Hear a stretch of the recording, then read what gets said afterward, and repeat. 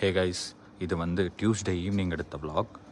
கிட்டத்தட்ட ஒரு 4 to 5 டேஸாக வீடியோஸ் போட முடியல. பிகாஸ் ஆஃபீஸ் ஒர்க் கொஞ்சம் நிறையா இருந்துச்சு. அண்ட் தென் நான் இப்போ ஊரில் இருக்கேனா, ஸோ எடிட் பண்ணி போடுறதுக்கு கொஞ்சம் கஷ்டமாக இருக்குது. தட்ஸ் வை இன்றைக்கி வந்ததுமே துணி தான் துவைச்சி போட்டிருந்தேன். பிகாஸ் நான் மார்னிங்கே ஊற வச்சுட்டு போயிருந்தேன்னா, ஸோ அது துவைச்சி போட்டுடலான்னு சொல்லிட்டு துவைச்சி போட்டுட்டு அண்ட் தென் வர வழியிலே கொஞ்சம் திங்ஸ் எல்லாம் வாங்கிட்டு வந்திருந்தேன். ஸோ அந்த திங்ஸோடு சேர்த்து பூவும் வாங்கிட்டு வந்திருந்தேன். பிகாஸ் அன்றைக்கி டியூஸ்டே, ஸோ சாமி கும்பிட்லான்னு சொல்லிட்டு விளக்கேற்றிட்டு அந்தந்த இடத்துல எல்லாமே அரேஞ்ச் பண்ணி வச்சிட்டேன். அண்ட் தென் சூப்பராக ஒரு டீ போட்டு குடிச்சிட்டு, அன்னைக்கு வந்து ஸ்கை வந்து ரொம்ப ஆரஞ்சிஷாக ஒரு மாதிரி பிங்கிஷாக ரொம்ப நல்லா இருந்துச்சு. ஸோ அதை பார்த்துட்டே டீ குடிச்சிட்டு அண்ட் தென் சரி ஓகே என்ன பண்ணலாம் டின்னருக்குன்னு பார்த்துட்டு இருந்தேன்.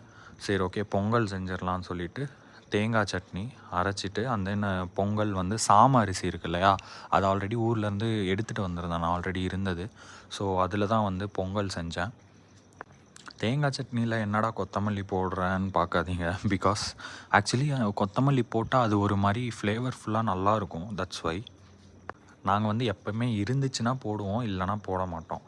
ஸோ அது ஒரு மாதிரி டேஸ்ட் நல்லா தான் இருக்கும்.